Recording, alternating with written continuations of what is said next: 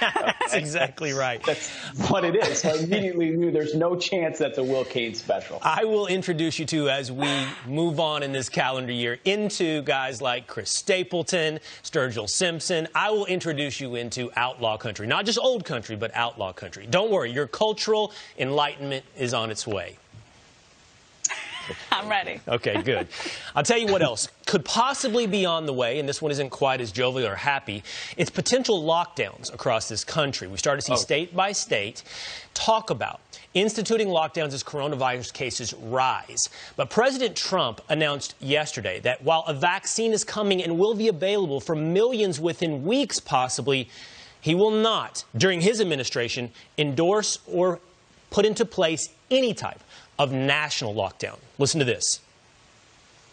This administration will not be going to a lockdown. There won't be necessity. Lockdowns cost lives, and they cost a lot of problems. The cure cannot be, you got to remember, it cannot be worse than the problem itself. This administration will not go, under any circumstances, will not go to a lockdown, but will be very vigilant, very careful. Yeah, and obviously we've been talking about the implications of these lockdowns, not only on businesses shutting down, the economy, but also on the mental health of individuals. It grows really exhausting after a while. We had Dr. Siegel on earlier, and he weighed in on lockdowns and stressed that maybe they aren't the best way to stop the spread altogether. Here's what he had to say. 70% of the spread of COVID goes on within households. So lockdowns don't do what they're really intended to do. What you'd actually need is a targeted lockdown where you say, wait a minute, that was a super spreader place. Let's close that. You know, schools are not places where COVID is spreading easily. Maybe we can keep the schools open. That's the way to look at it. If we can do the basic public health measures and keep the testing going up, then lockdowns shouldn't be necessary. Yeah, you know, guys, I was in Manhattan. I try not to go in there too often these days, but I was in there the other day, and I looked around and saw so many stores in my old neighborhood shut down, so many restaurants, so many mom and pop shops, that it was really heartbreaking. And you have to think of those families. You have to think of people struggling to pay their bills. And, of course, you want to keep people safe. This virus is highly contagious, but we're really at a stage now where we have to weigh the pluses and minuses, because health is multifaceted. It's not just physical health. It's mental health. There's a lot of components here as they relate to children that we've talked about. So there's just really a lot to think about when we, in the name of public safety right now. Yeah, it almost feels like our officials are getting, excluding the president, they're getting dumber in their approach at this. What do lockdowns stop? The one thing we know they stop are livelihoods, our businesses, the common sense of people to make decisions for themselves. This is a highly contagious virus. We know who it affects. The need to lock down across the board, especially schools. I've got kids in a couple of schools that are open, thank God. And the principals and headmasters are smart enough to say if someone has COVID-19, well, then you don't send them to the school, and others can stay home for a week, but the school continues and you keep going. And all the kids have been fine, all the teachers have been fine, and it hasn't been an issue, and everyone's been educated. It just seems that when it comes to governors like Cuomo, here he's back again, we talked about him last hour, they can't get past the idea that everyone needs to be locked down, including the kids. Here's him on MSNBC yesterday. Watch. And what we've learned, Katie, is we're not seeing spread in the schools. You see a very low percentage of positivity in the schools. So why close the schools? If the schools aren't the problem, why do that to parents? The local school districts consulted their parents, the teachers at the time, the teachers union at the time, and they came up with an agreement about the conditions that would open the schools and what would close the schools. The agreement in New York City was just that. If the infection rate in New York City went above 3%, the schools closed. That was the agreement. Will, what is he talking about? He just talked about how it's not affecting kids or the schools, and then what we negotiated with the teachers union, and we got to lock this sucker down again. How do you have confidence in that at all? You don't. And it really points to what you said in the last hour, Pete. Do they even believe their own rules? Is it simply hypocrisy that the rules apply to others but not themselves when we point to actions like that of California Governor Gavin Newsom? Or is it that they don't believe the rules in and of themselves? I will say this. It's often worth just stepping back for one moment moment and looking at where we are. What we have experienced over the past year is the biggest usurpation of government authority in perhaps, I don't know, half a century. We're watching quietly most of the time as we're told businesses should shut down. Thanksgiving gatherings should not occur. Just step back for a moment and go, wow, this is the place we have arrived at in our lives in 2020. Well, not everyone, I guess. Cases are rising in Mississippi, but Governor Tate Reeves has said no matter what comes, Mississippi will not, even if it's a national mandate under a Biden administration, lock down. This is what he told Neil Cavuto on Friday. It worries me when I see some of his leading advisors talking about a 4 to 6 week lockdown across the nation. Right. It scares people. I can't tell you the number of people that I've heard from, small business owners in my state, that are concerned about this prospect. And that's the reason I thought it was so important that I make very clear that in Mississippi we are not going to participate in a nationwide lockdown. We're not going to shut down our economy in our state because our small business owners and, quite frankly, the hundreds of thousands of Mississippians that work for them simply cannot afford to allow that to happen. No, nobody can afford that to happen. Also, South Dakota Governor Kristi Noem, she tweeted the following, just like we said, Biden's team wants lockdowns.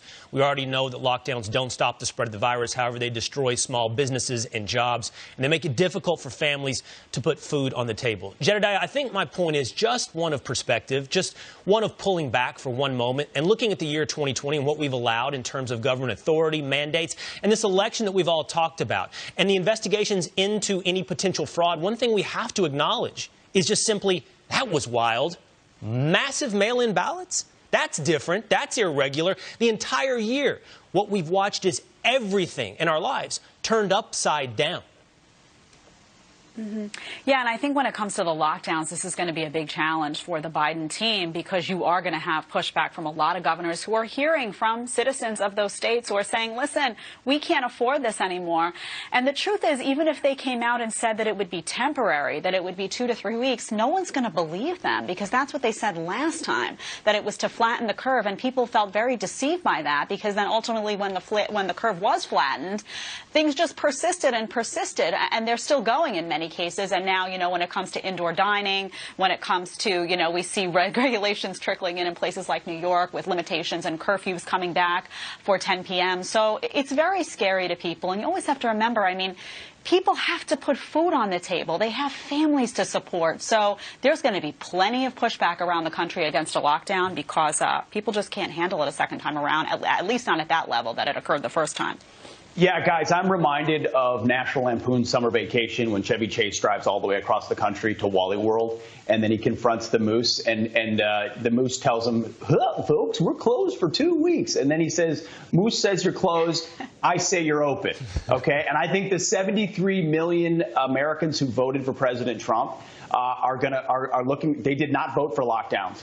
They know that there's a 99.9% survival rate of the virus for most people. They want their kids in school. They were heartened by the Attila's Gyms and Ian Smith and the salon owners and the barbers who in the first lockdown sort of set the example, but they were almost alone in doing so. I think a lot of people looked at that and said, if it were to happen again, I'm going to take part. I think you're going to see a revolt. I think you're going to see people saying, I'm keeping my restaurant open. I'm going to have a family gathering. Call the police on me and my grandpa for getting together in our home. We're not going to be 6 feet apart. We're going to hang out. We know how to handle this ourselves. I just don't think it's going to stand. Hey, Pete. And that will be a clash between the Democrats who want to control everything. Well, I think you're right. Absolutely. I think there will be some rebellion. But, Pete, I would just say I don't think it would be limited to 73 million Trump voters. I don't think economic shutdowns was something that only Republicans were opposed to. In fact, I think if you look this last election, I think economic shutdowns was a winner for Republicans. I think Democrats actually don't even realize all the positions they took in this past election, the American public largely reject, whether or not that be racial politics, identity politics, or economic shutdowns. And I don't think I'm the only one that notices that, for what it's worth, nor any of the three of us, for that matter. Bill Maher on his show last night said the exact same thing. He says, while many might have voted against President Trump, they didn't vote for economic shutdowns and identity politics. Listen to this. Democrats were supposed to flip the Senate and didn't. Supposed to flip state legislatures, not a one. And they lost seats in the House in a year that was so much about making people aware of racism.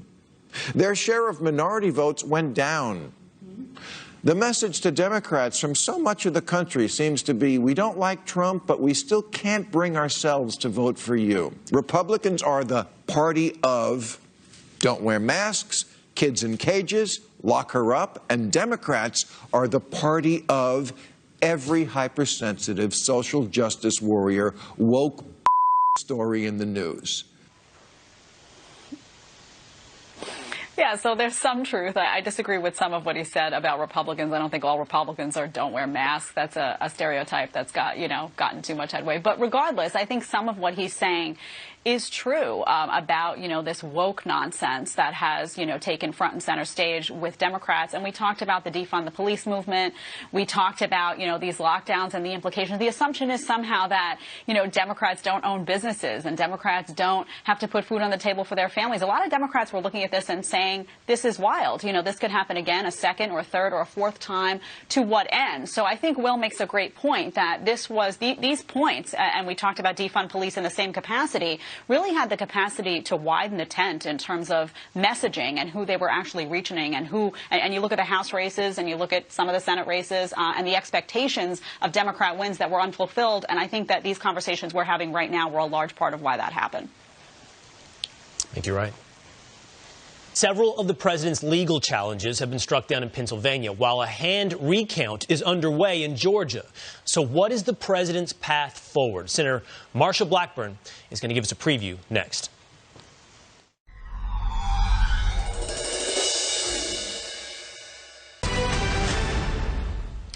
A pair of judges in Pennsylvania denying 6 legal challenges brought by the Trump campaign alleging irregularities with more than 8,000 ballots.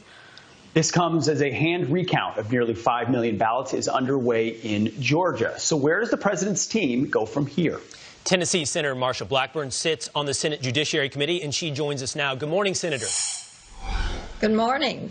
So, Senator, let's talk about, if we might, the president's path forward. I saw Byron York on Laura Ingram's program last night. He talked about the fact that he had a conversation with the president. The president had seen some of his commentary on Fox, and the president called him. It seemed that the president's path forward, in his estimation, is to find votes in Georgia and Arizona, perhaps through these recounts, and to win legal challenges in Pennsylvania and places like Michigan.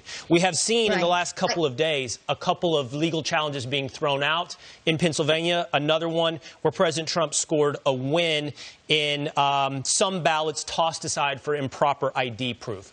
What is the president's path forward in your estimation right now? Well, we know that the path is going to be a tough one. And you look at the results as you were recounting from the week with some wins and some losses. And we also know that you've got the Million MAGA march that is going to be in D.C. today. I think the thing that is the focus right now is, first of all, the attention that has been called to some of these balloting processes, the harvesting of the ballots, the mailing out, the wholesale mailing out of ballots, treating it like it's some Publishers Clearinghouse sweepstakes entry form, and everybody gets one in their mailbox. Fill it out, send it back in if you want to participate. We know that in elections going forward, those practices and processes are probably going to be pulled to an end because your state legislatures are going to participate in reworking the system. And thank goodness election law is set in place by our state legislatures and then is implemented by your local election commission. So regardless of the outcome, and of course I still think there is a way for President Trump to win by counting every legal vote and throwing out every illegally cast vote.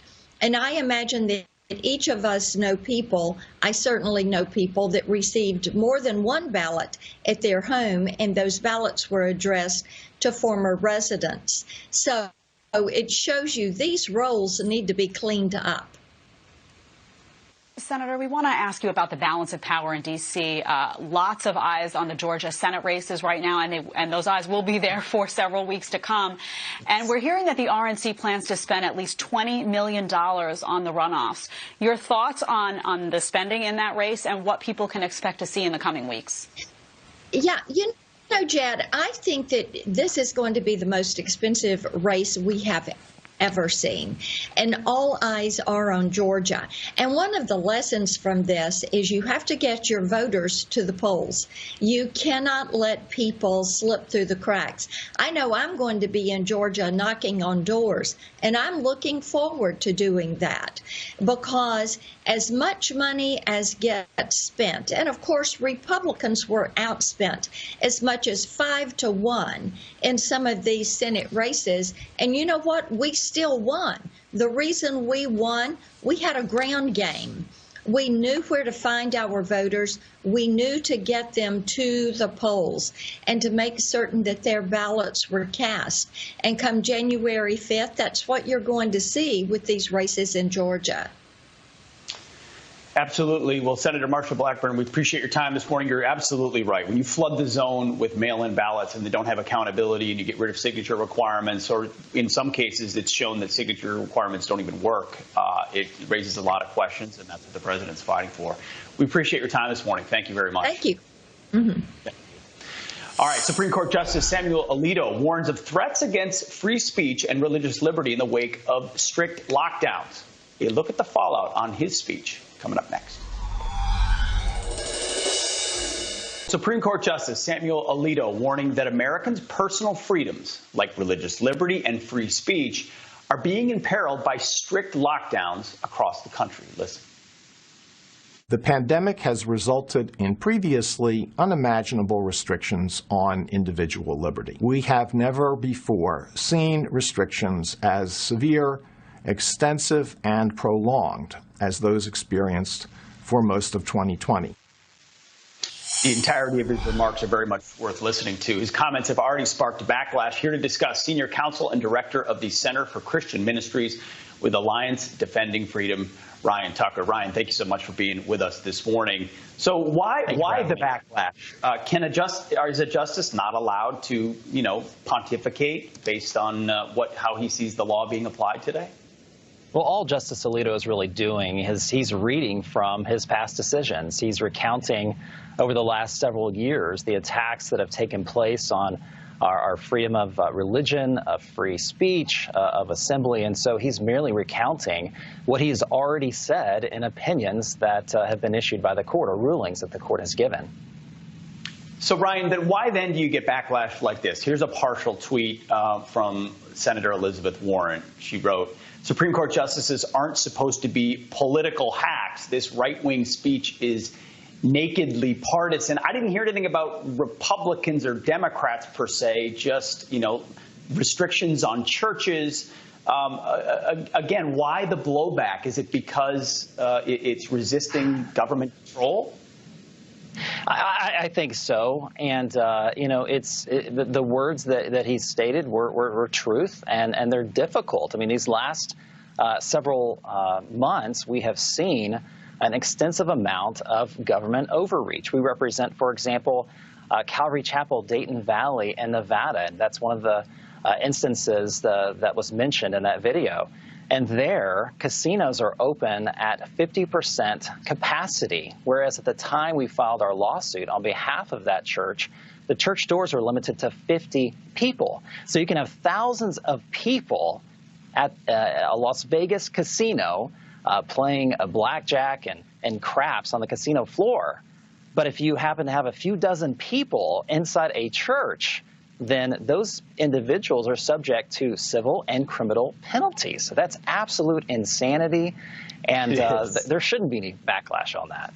I mean, is any other example needed when you lay it out like that? I mean, you also have unfortunately, my home state of New Jersey, Governor Murphy saying the Bill of Rights is above his pay grade. When you have governors and others speaking in that manner, thank goodness we have Supreme Court justices who look toward first principles and are willing to defend them. Ryan Tucker, thank you very much for your time this morning. We appreciate it. Thank you.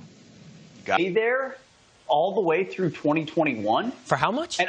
All the way For 30 grand, yeah, would you get bored? And I'm sure I'm sure I'd have a better shot than I do today, right here. I bet you could. So you can do the show from there. I can do it from there. Yeah. Forget about it. I'm signing up. All right. Yep. I think I'm about to join you. Rick, you in? Does it include airfare? Who cares at that price? Oh, $30,000. How much are you spending on your mortgage and rent? 30 grand. It costs a lot of money to get to the Maldives. I'm just saying that's an expensive flight. But heck yeah, come on, man. That should be sold out by the time I'm done doing weather right now, is all I can imagine. Here we go. Here's your temps as you're waking up this morning. Cooler weather. Obviously, you guys, we had such an amazing week across much of the eastern seaboard. A lot of that is gone now. We're going to be seeing temps at least across the northeast cool down quite a bit. Out across the west, they've been really cold. Now, there's a little bit of a system moving through that's causing a lot of wind today. Take a look at this. Everywhere you see this yellow, we have wind advisories. Everywhere you see the brown, we have high wind warnings. We're going to be seeing winds today in around the 60-mile-an-hour range, and that means especially along the Front Range where things have been so incredibly dry, we're going to watch for that threat of fires. Now, today is a great day across the East Coast. Enjoy it. Tomorrow, a little bit more shower activity comes. It's from that system that you see that's beginning to develop this morning. A little bit of a front cutting right across parts of the Central Plains. This is what's causing all that wind behind this system, and then behind that is where we have a really significant snowstorm, especially across parts of the Pacific Northwest, getting a lot of rain, getting a lot of mountain snow, not much of that penetrating down across parts of the Southwest where we really need it, but we'll take it even up across parts of the far northern plains and in across parts of the northern Rockies. Temperature-wise, we're talking about a really nice day today across parts of the South. Very windy again, but look at that 80s there. We got the cooler temps back behind this. Overall, really not that bad still yet, not all that cold. All right, guys, back to you. I've got a little math here. So if I heard the story correctly, $30,000 for a year, right? So if you're spending more than $2,500 a month on rent or mortgage, you're getting just the same kind of deal, all right? Your kids are probably, mine are, in distance learning anyway. And I was just told you get airport transfers, Rick. So you got to buy your ticket, but they'll bring you from the airport to the resort. Hey, Will, is it until 2020? Is it until 2021 or all of 2021? There's no way it's a whole year. Jedediah, you read the story. Can you clear this up for us? I actually am not. Oh, it's all through. I'm being told through my ear it's all through 2021. But that's okay. I mean, who gets bored of the beach and beautiful weather? No one. Let's get the shot up and running because Pete and I will be doing the show from the Maldives very soon. All right. All right, still ahead. After Republicans pick up several key victories in the House, Democrats heading back to the drawing board. Our next guest says the socialist wing of the party suffered major... On to another segment here. Amid escalating fights in her own party, Speaker Nancy Pelosi on the defense after predictions for a blue wave in the House fell short. We had a very big win in the last election. It is smaller now, but it is not, we still have the power of the majority. Do you accept any responsibility for the loss in House seats? I take responsibility, credit for winning a majority and holding. Our next guest argues the results of last week's election shows Americans are rejecting socialism, blaming the left wing for the party's losses. Here now to explain, editorial director and research fellow at the Heartland Institute, Justin Haskins. Justin, I can't help but notice the parallel between Pete's story on Bill Belichick holding up his rings and Nancy Pelosi suggesting, no, we won too. Did they win? Can the Democratic Party claim these wins that she's trying to claim? Oh, no, they actually had an absolutely horrible day. If you just put the presidency aside and we just pretend that we don't know what's going to happen with that, they lost several seats in the House. Nancy Pelosi may not even be able to keep her speakership. It's very, very likely that Republicans will keep the Senate, I believe. Obviously, it depends on what happens in Georgia, but I think that Republicans will keep at least one of those two seats. Democratic moderates like Joe Manchin, they're still in Congress, who are going to block the socialist wing of the Democratic Party. Republicans kept control of 29 state legislatures. Democrats only flipped one. It looks like they're going to flip one, but Republicans actually flipped one too, offsetting that. So this big blue wave they were expecting at the state legislative level didn't happen. 8 out of 11 gubernatorial races were won by Republicans, and the 3 that Democrats won, only 3, were won by incumbents who were expected to win. So when you take all of this together, it's obvious what happened, regardless of whether or not voters voted for Donald Trump. Some of them didn't vote for Donald Trump, but actually voted for Republicans. That's a clear rebuke of the most far left policies of the Democratic Party, like Medicare for all, the Green New Deal, ending the filibuster in the Senate, adding 2 states, defunding the police, packing the Supreme Court. Americans do not want these policies. That is beyond clear. But, Justin, you know, a guy like Joe Manchin feels like yesterday's Democrat. There aren't many blue dog Democrats out there. So while you may be speaking to a political reality of 2020, what evidence do you have that the Democrat Party isn't going to continue to lurch further left, that the energy isn't with socialists or left-wingers who are driving the agenda, who are trying to railroad Nancy Pelosi, too? Oh, actually, I believe that it will continue lurching left. I don't think there's any question about that at all. In fact, I actually think there's really strong data. We're putting together a report right now at the Heartland Institute that looks at how socialists and far-left progressives did within the Democratic Party during the election. And within the Democratic Party, it looks like they gained a lot of power at the state legislative level and even within House seats. It didn't translate to overall election results. So although they didn't gain more power outside of the Democratic Party, within the Democratic Party, they did gain a lot more power. And so the socialists are absolutely taking over the Democratic Party. It's just not winning them elections with moderate voters and with conservative voters. Well, Justin, some of this infighting is going to be fascinating to watch. I, for one, have my popcorn ready. I don't know about you, but thanks for joining us today. We appreciate it. Thanks. I appreciate it. Of course, New York City residents are fleeing the Big Apple with apartment vacancies hitting a 14-year high. So what does this say about the city's Democratic leadership? Analysis coming after the break.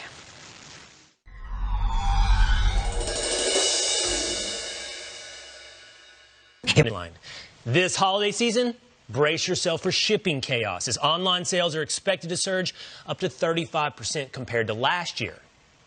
To help us get a jump start on our Thanksgiving and Christmas holiday shopping and shipping, Kurt the Cyber Guy is here to preview this year's top tech gifts. He joins us right now. Kurt, good morning. Help us out. Hey, Pete, good morning to you. Who knew that Will needed driving lessons as a Christmas gift? We're all pitch in for I got that, well right? past that, Kurt. Well past that. But thank you for your concern. Are you? Yeah. All right, let's talk gifts that are just coming out. So these just came out of the last month in the tech world. They're hot. This is the latest Samsung Galaxy Tab A7. It's the latest tablet from the Samsung family. Stunning 10.4-inch screen on this, ultra wide. Great for binge watching movies and just getting online, moving around with this thing. Surround sound on it at $299. A little plus at that point for the holidays. Phenomenal gift idea. Also, you heard maybe Google Photos is no longer going to be free. The popular storage aspect of Google, I've always said this, don't let your stuff sit on the cloud. Take it up on the go with yourself. Keep it wherever you go. This is from SanDisk, their very latest SanDisk Extreme Portable SSD. I'm holding 1 terabyte in this teeny tiny thing. Keep your content private, super fast transfer rates on this so you can put a ton of content, whether it's movies, photos, your own personal data, and take it anywhere you go. And you keep control of it. And then an amazing idea. Creativity is really abounding right now as people have spent more time at home. And for the little ones, Wondershare Filmora 10, this actually is for the entire family for about just under $70. This software works on Windows or Mac. And if you've seen people like these great YouTube creators or influencers online make these stunning videos, this does advanced video editing and animation and stuff, but you don't need to be an editor. It is so easy and intuitive, and it's a great idea for anybody who's expressed any sort of creativity online. And then Kitty Zoom Creator Cam, this is an entire kit for $60, just under $60. An amazing gift for the little ones, ages 5 and up. It'll come with the camera. It'll come with a tripod that doubles as a selfie stick. It's even got a green screen background. And then this thing is just about to come out. They just announced it. We have seen these in the past, but this is a Cinemood TV. It's their latest for the world's first LTE or wireless projector you can take on the go. It'll stay hooked up, and it will beam an 8-foot screen in broad daylight. It is so, so bright. We'll have all of it at cyberguy.com. And Pete, I'm just, just got to wrap it. That's all I got to do. Look at that. It's free. It's beautiful. I would use that. I love that, man. Might be able to use it with your shot today, Pete. I would prefer it. I would prefer it. Let's be All right, honest. Kurt, thanks so much. Get to ordering early because there's going to be everybody shipping gifts home this year. All right, coming up, we have a big show. We have Congressman Kevin McCarthy, Senator Marsha Blackburn, Kayleigh McEnany. Be there all the way through 2021. For how much? And all the way. For 30 grand. Yeah, would you get bored? And I'm sure I'm 30,000. No way, and I'm sure I'd have a better shot than I do today, right here. I bet you can do the show from there. I can do it from there. Yeah. Forget about it. I'm signing up. All right. Yep. I think I'm about to join you. Rick, you in? Does it include airfare? Who cares at that price? Oh, $30,000. How much are you spending on your mortgage and rent? 30 grand. It costs a lot of money to get to the Maldives. I'm just saying that's an expensive flight. But heck yeah, come on, man. That should be sold out by the time I'm done doing weather right now, is all I can imagine. Here you go. Here's your temps as you're waking up this morning. Cooler weather. Obviously, you guys, we had such an amazing week across much of the eastern seaboard. A lot of that is gone now. We're going to be seeing temps at least across the northeast cool down quite a bit. Out across the west, they've been really cold. Now, there's a little bit of a system moving through that's causing a lot of wind today. Take a look at this. Everywhere you see this yellow, we have wind advisories. Everywhere you see the brown, we have high wind warnings. We're going to be seeing winds today in around the 60s.